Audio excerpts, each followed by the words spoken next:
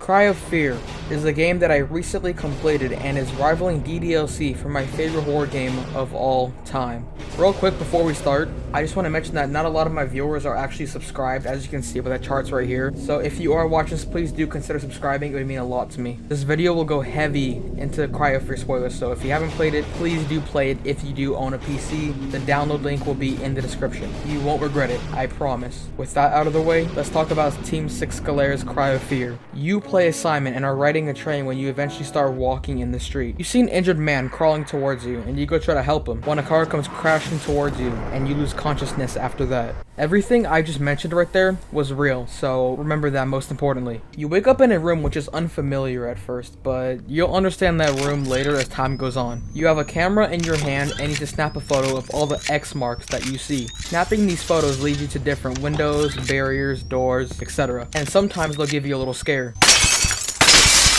Speaking of scare, while walking towards one of the final X marks, this happens.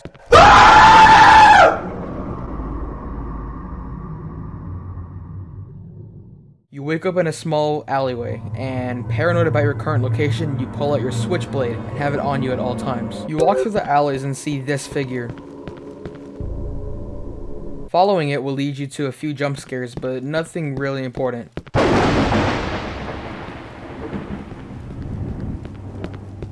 Eventually, you find two papers, one with the username, and one with the password.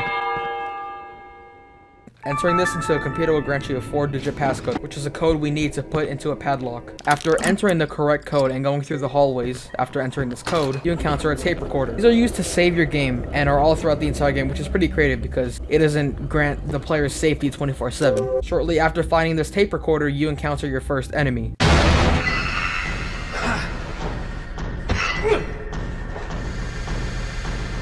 What the hell?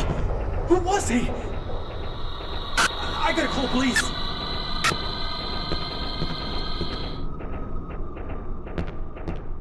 Damn it. No signal. After killing the zombie, you get a morphine syringe. This is used to heal the player when their health is low, and they can equip it whenever they want, as long as they have one. After killing more enemies, we go to our first important location, the apartments.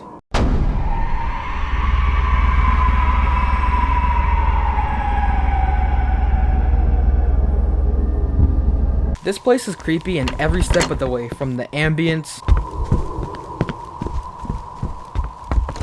to the small jump scares. Even the helpless people you can hear crying behind the doors that you can't access.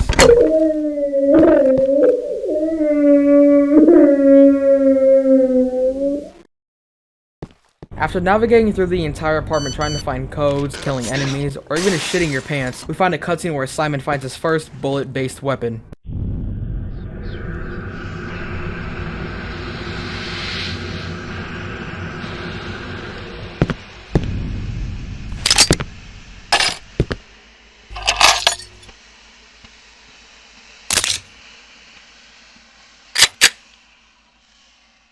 After searching the apartment for anything useful, we find a basement key, and going to the basement gives us this monstrosity.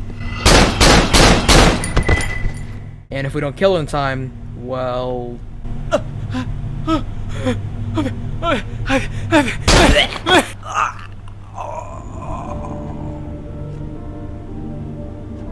Did you really have to teabag? This is important to the story, and we'll find out why later. After finding a tape in the basement, we bring it upstairs to watch it. This gives us a code which we need to put into the keypad on the 4th floor. Going down the elevator, we are greeted with this.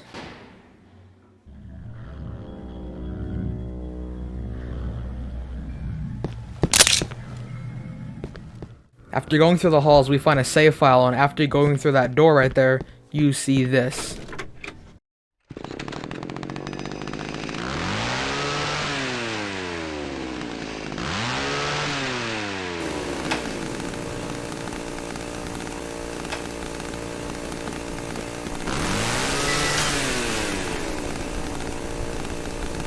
He may look menacing, but all you need to do is shoot him until he kneels down and then shoot the eye to lower his health.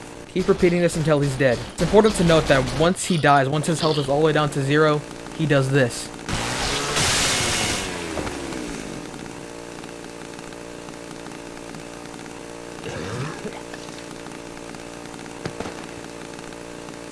You then wake up in an unknown location and you see this doctor with a gas mask. Huh?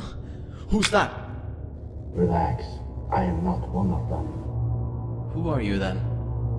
I am nobody. What? After fighting the enemies for a long time and following the path, we come to chapter 2.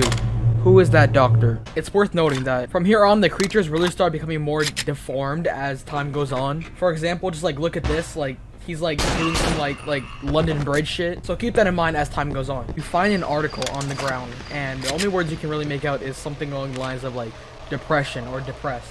You see a number on the article, so you decide to call it, and this happens. Hello? Hello? Who is this?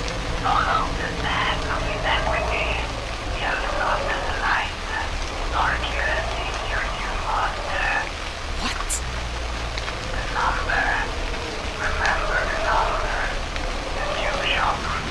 What the fuck are you talking about? I need help, please! 5, 2, 4, 7. God damn it! Help me! Going inside the building after entering the code, you hear something that literally terrifies you for your entire life.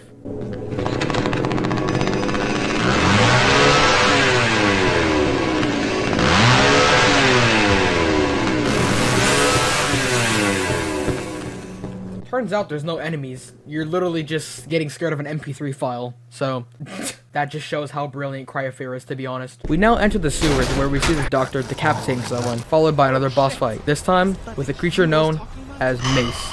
After defeating him, we go into this door where the mood changes very suddenly.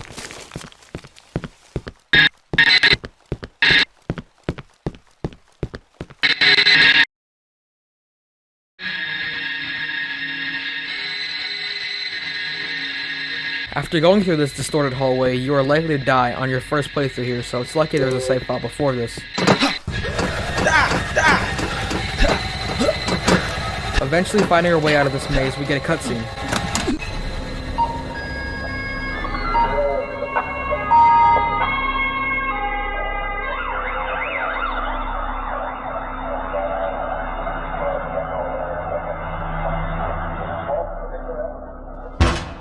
Damn it! What was that? Hallucinations? Am I going insane? Shit.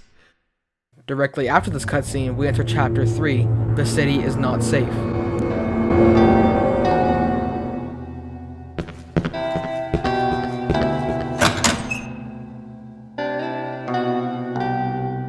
After making our way out of this area, we encounter this large creature. To get past him, you just need to go in the vent to the left of him. After more walking and killing, we encounter our first intense and scary chase scene in this game.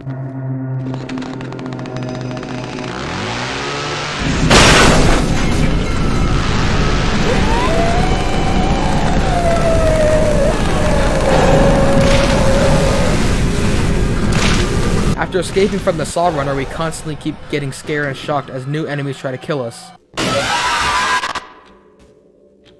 We eventually end up in a park where a puzzle is in front of you to pass. After passing this puzzle, a door is unlocked, which inside contains a gate key and our second bullet-based weapon, a sniper rifle. Entering this gateway, we see a new enemy known as the Flygare. After passing through a door, we get a call from a random number, which turns out to be distorted, but the voice tells us to go to the roof. After going to the roof, we meet Simon's friend, Sophie. Simon confesses that he has had feelings for Sophie, to which Sophie responds, "Oh, Simon, I don't know what to say. I always liked you too, but not in that way. I always thought that you were just a friend, nothing more. I'm sorry."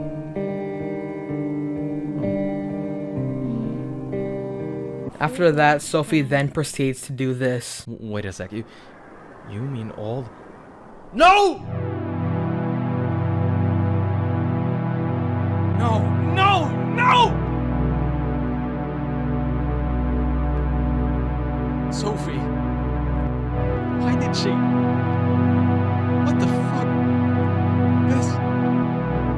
making any sense.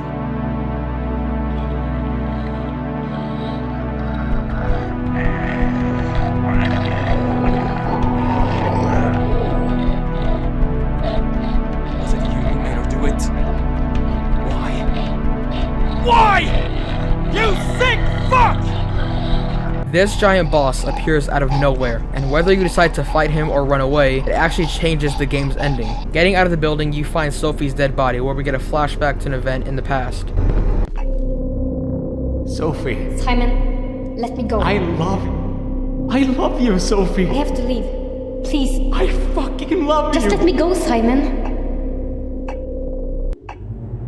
This leads us to Chapter 4, Drowned in Sorrow. Chapter 4 leads us to multiple places, but the main one is a college. The goal is to get a fuse, which we need to unlock a door powered by an electrical source. After using the screwdriver to collect the fuse in the college, this happens.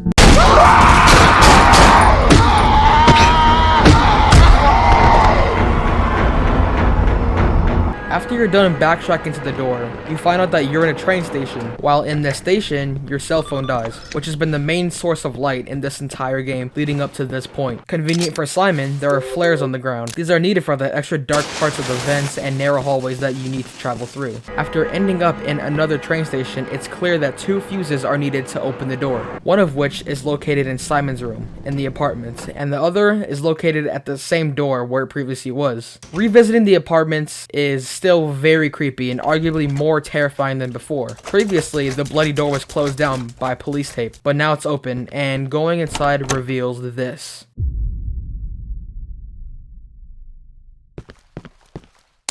Going down the ladder, we get a little bit of backstory from Simon's doctor.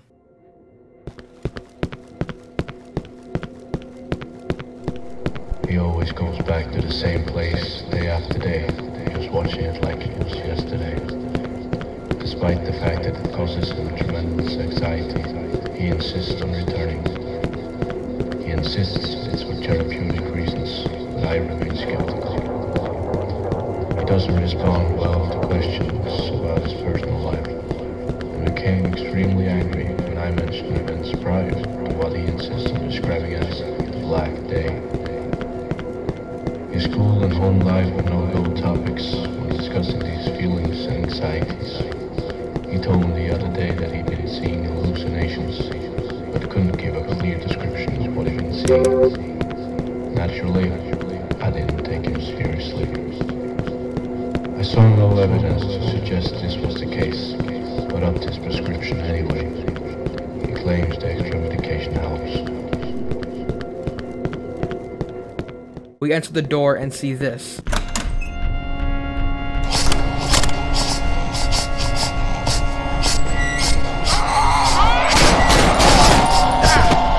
After escaping this boss room, this happens.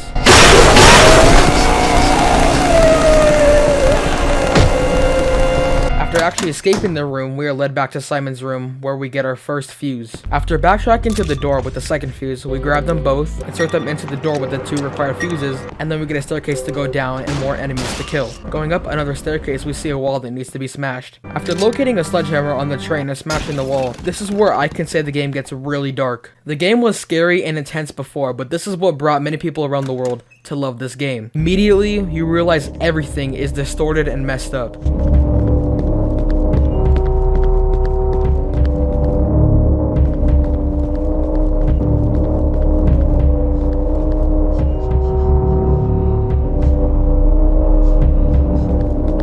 If you try to go back, you see Sick Simon, who appears to be writing a book. When I first saw this, I was very disturbed and shocked at what I was staring at. Continuing forward, you have a save file and many jumps to make as you watch a lot of things unfold. First of which is people cutting themselves with knives and floating cages.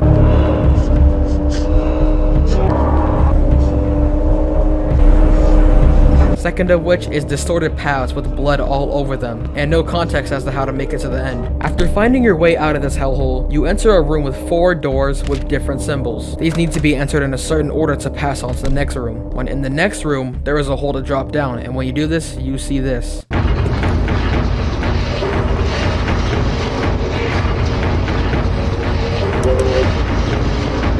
It's as simple as hugging the wall to your right the entire time to make it out to the maze. After doing this, a short cutscene plays.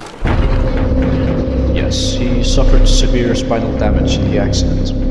It's a miracle he still retains upper body motion. From the waist down, however, there is no nervous response at all, not to mention the mental trauma he suffered.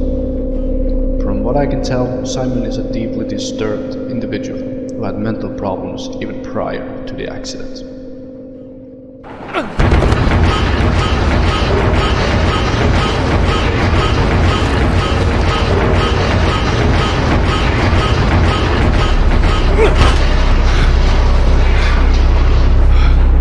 Holy fuck! Holy shit. That was close.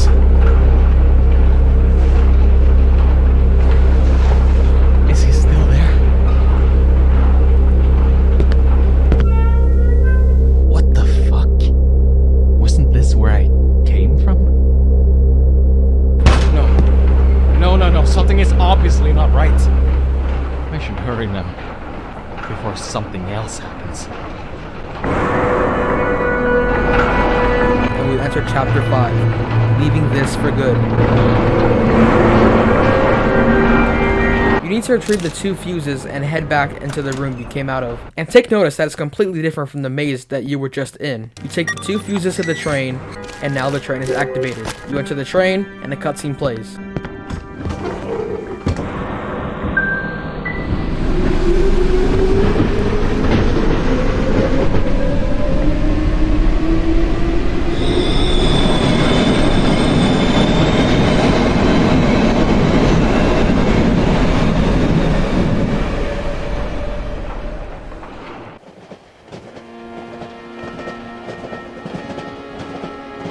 Back to the train.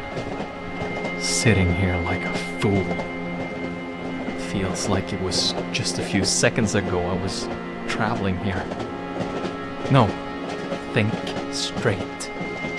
I got hit by a car, woke up, and these things have been trying to kill me since. I mean, what is actually happening with me? Mom keeps telling me to get home, but why? How would that solve any of the crazy shit I've seen? I can't even contact the police here. Everything is just fucked. Could it be that I'm just hallucinating? No, seriously. Am I? Or is there something else? I keep thinking back at that doctor guy. Well, he is crazy, alright. But could he have done something to me? Seeing as he wears a gas mask. Or is all this just not real? I'm confused. I'm just very confused. So many questions, but no answers. I'll see what happens when I come home.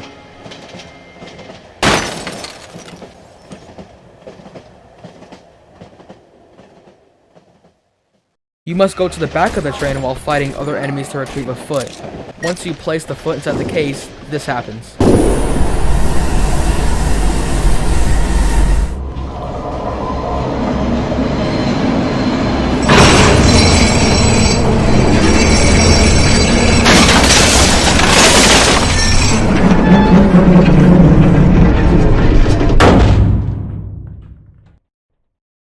Shit! My bag! The train crashes and we enter chapter 6. It's not over yet. You have a limited time to escape the train, and it's actually a really intense part of the game. It's not likely that you'll escape on your first time during the sequence. When you do, use all of your items, and now, you need to go through the dark and scary forest. But first, let's check out the fit in the secret room with Simon. Sorry. Anyways, we go through the forest and go through different doors. After the 3rd door, there's a save file. In the middle of the forest, there's a lantern with a doorknob, but you can't make it there before you hear this.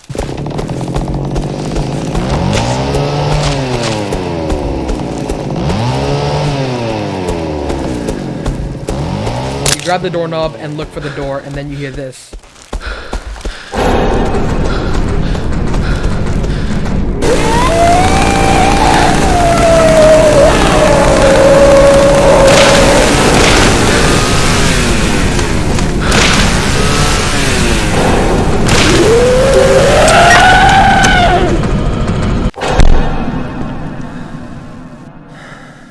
After running to the correct door and putting on the doorknob, you end up in a small building.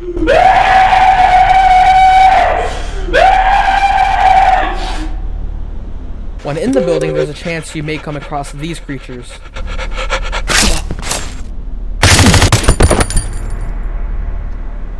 The goal after this is to find 2 parts of scissors that combine them to make a pair of scissors to cut this rope.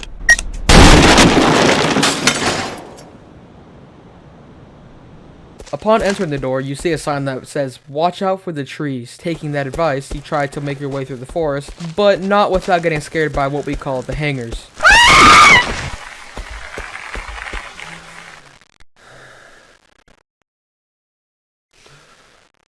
They do very little damage, but still do damage in general. You see a door in the distance, but when you open it, this happens.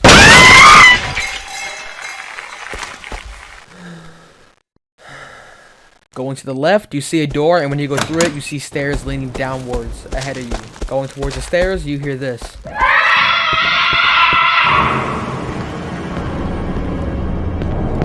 When entering this small vent, there seem to be trapdoors that go on and off constantly, and if you fall down them, you instantly die. Falling down one of these trapdoors, you're greeted by regular opening doors.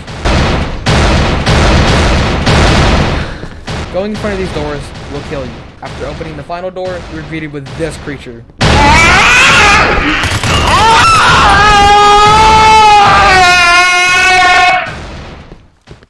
Walking out of the final door in the underground area, you see the doctor and go through the gates and you follow.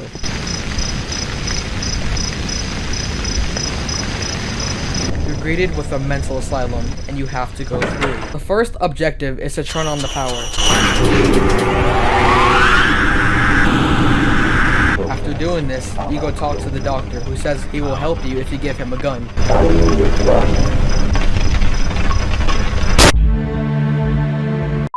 Giving him this gun will also affect the game's ending alongside the carcass fight in Chapter 3. He gives you the key regardless. You crazy bastard! I'll kill you!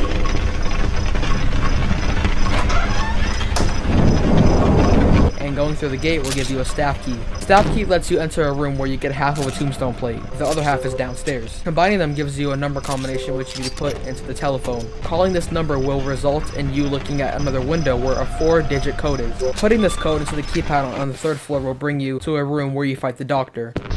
There you are. You're dead. You're so fucking dead. It can be a time-consuming fight, but once you kill him, you get a flashback to the real world.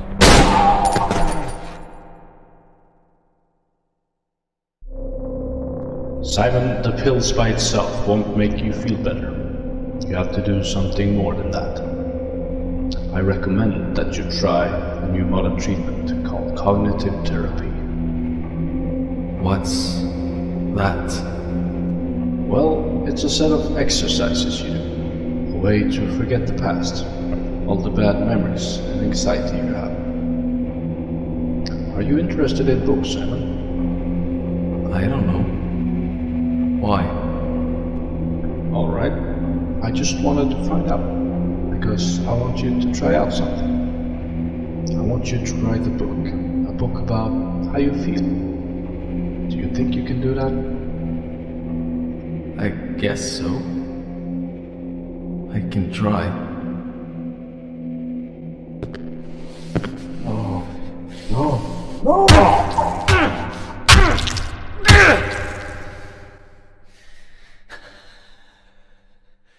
After this cutscene, we begin Chapter 7, Only Safe at Home. You exit the mental hospital with the key the doctor dropped and make your way towards a boat. This boat scene is the most innocent and relaxing part of the entire game.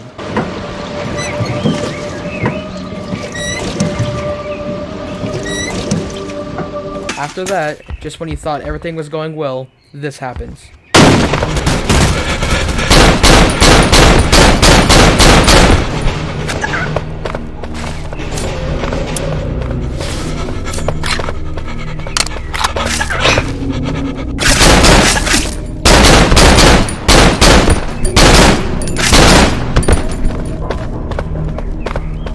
There's a part where you need to go swimming and find a sewer key. Getting to the correct location, you find the sewer key and plan to head back when you find out you're about to be chased.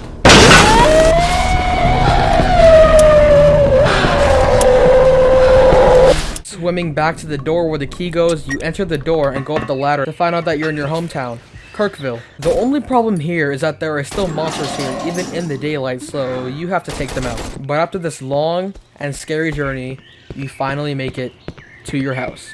Finally home. I hope Mom's okay.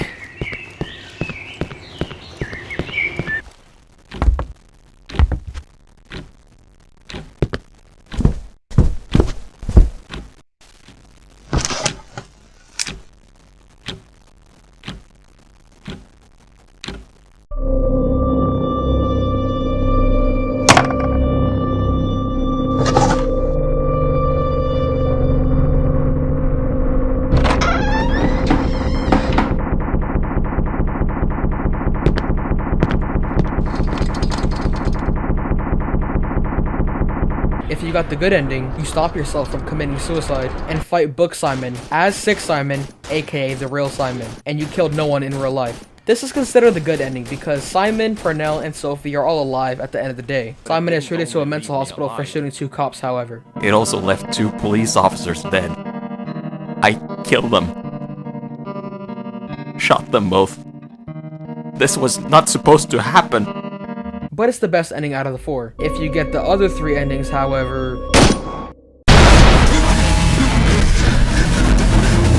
The track Kill Yourself plays, where you can hear Simon repeatedly screaming how he's fucked up and screaming kill yourself over and over. If you try going to the front or right path, this happens.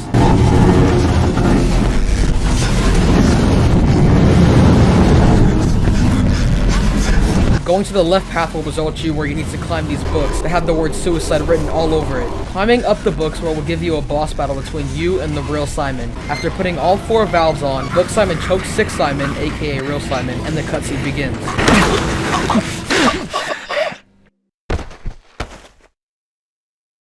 The text will be different based on the decisions that you did throughout the story. There are a total of 3 bad endings, one where you only shoot Sophie in suicide, one where you only shoot your doctor in suicide, and one where Simon kills his doctor, Sophie, and himself. This is considered the worst ending, and the way Simon is speaking should really just say it all. To whoever is reading this, I hope my dead body will haunt you forever. Have fun scraping my brains off the wall. Fuck you! Now that the entire story is out of the way, let's talk about why this game is so good.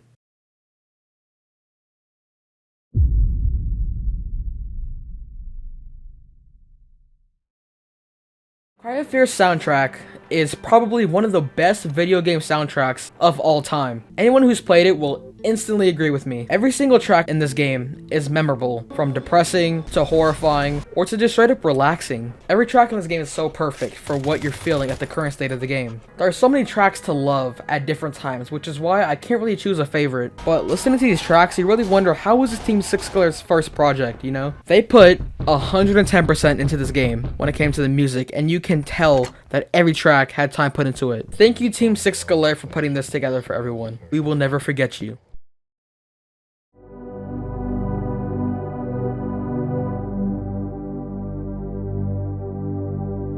The twist and concept in this game rivals Doki Doki Literature Club for my favorite twist in a horror game ever. The twist is that everything that happens in this story is all in Simon's imagination and is what is taking place in the book. There's a cutscene that takes place in the game where Dr. Purnell says, I want you to write a book about how you feel.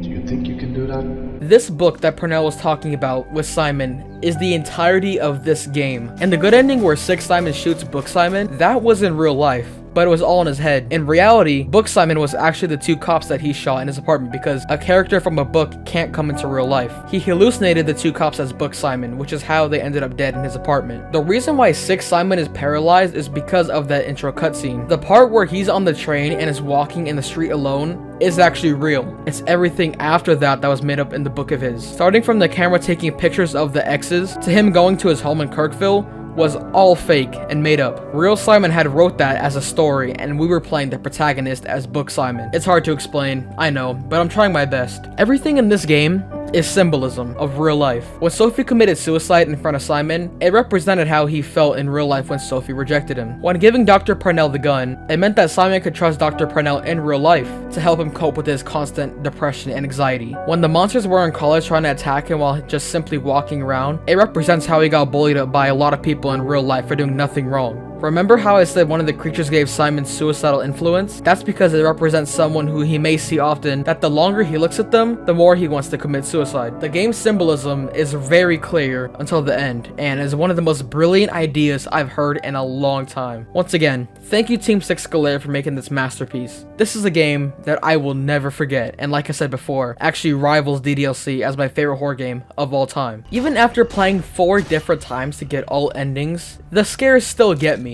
I'm actually nervous to play the game over again to get gameplay for this video because the scares, especially in the forest, can still get me no matter how many times I replay it. This game will scare you for weeks on end and be stuck in your brain for a long time. I'm assuming you played the game if you're listening, and if you are, let me know what you think of Cry of Fear in the comments down below. Please do consider subscribing if you're new. This video took me a shit ton of time to put together, and if you did enjoy, please do also leave a like. Thanks again for sticking to the end, and I hope you all have a good day or night, and peace out.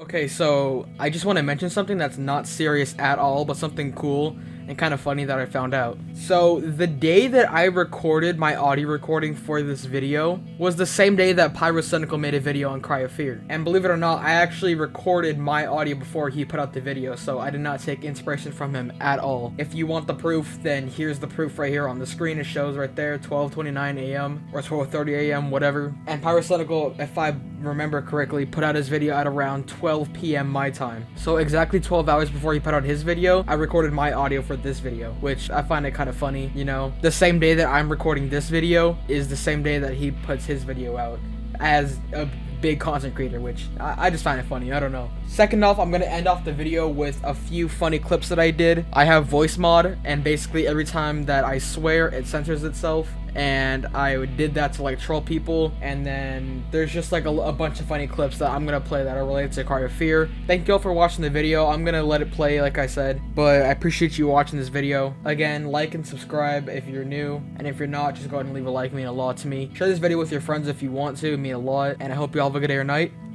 and peace out. We're so epic. No way, he f***ing used it. I'm done. I don't really see the point of the music when there aren't any enemies, to be fair. Yeah, right. Why Oh are you my going to the fucking classroom? god. I need because I have a class. Door won't budge. Door will budge. You've been in there Nice 20 loading screen, fucking times! The funniest thing is he can't even hear us. Oh, there's gonna be more enemies. Oh, that's great. Oh, this is awful. I have to turn down everything because I hate that music so much. He sounds like those like teenage white girls when they like drop their talkies. Oh my god, this is awful. You guys aren't gonna tell me where the fuck this is, are you? We can't tell you because you have us all f***ing muted! I don't have you all muted. He's gonna use it, he's gonna use it. He's gonna I don't have you all muted. It's just the people I had muted were dicks. We're a badass. Hurrah! Yeah, after 3 f***ing hours! Here, I gotta beat you. Finally! Let's watch him just try to fucking find this thing for like 5 hours. Oh my god. Look to your left! Look to your left! Other side, most likely. Or in the Yeah, I swear to god if he leaves the classroom. I swear to god. What's this? This is the funny. Why would you f***ing hit it? Are you kidding me? It's not break glass, it's press E. Yeah, there. Oh my god, he f***ing did it! Oh my god, no f***ing way he wants to go back in. No, don't do it. You went out the What are you door trying for to a find in f***ing there? reason! Very weird. Oh my god! That's actually good. I know what I'm doing, you dumb fuck. You don't f***ing know what you're doing. Dude, he used the classroom key on like the f***ing exit door. And he says he knows what This he's is doing. why we shouldn't have children. Yeah, that's fucking like. My teacher has a dick.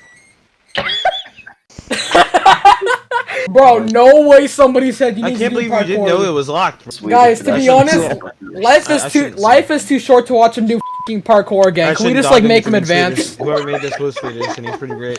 Guys, listen. Yeah, I okay, got we this. agreed. Take off your underwear. What did I despise you with a burning passion. If I could, I would throw you into that fucking burning barrel. He's gonna get so f***ing scared right here. Watch by the MP3 file.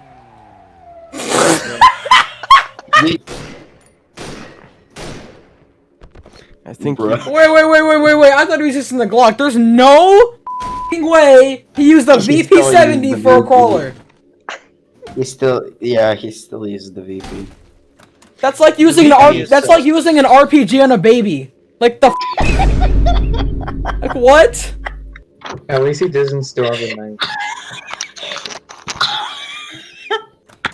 It just doesn't make sense. No way he's going back. Oh my. This guy is the type of person to ask a homeless man for a donation.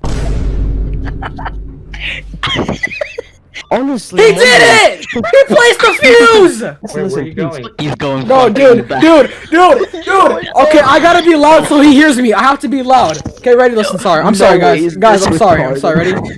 Go through the door!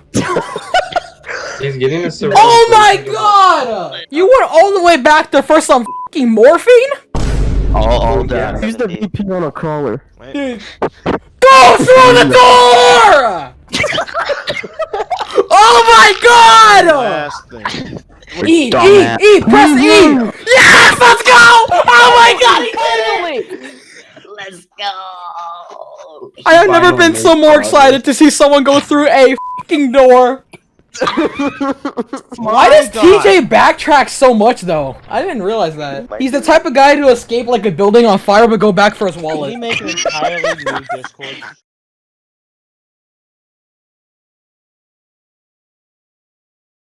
Hey yo, TJ. Them Jordans though? Can you ask TJ if he has me muted? TJ. What? Can you hear me? There's a guy asking you if he's muted. Jordan. Yeah, his name is Jordan. Let me unmute him. Well, that's good, Jordan. Do I know you? Yeah, bro. Why the f did you mute me earlier? Oh, that's why. Yo! How the fuck?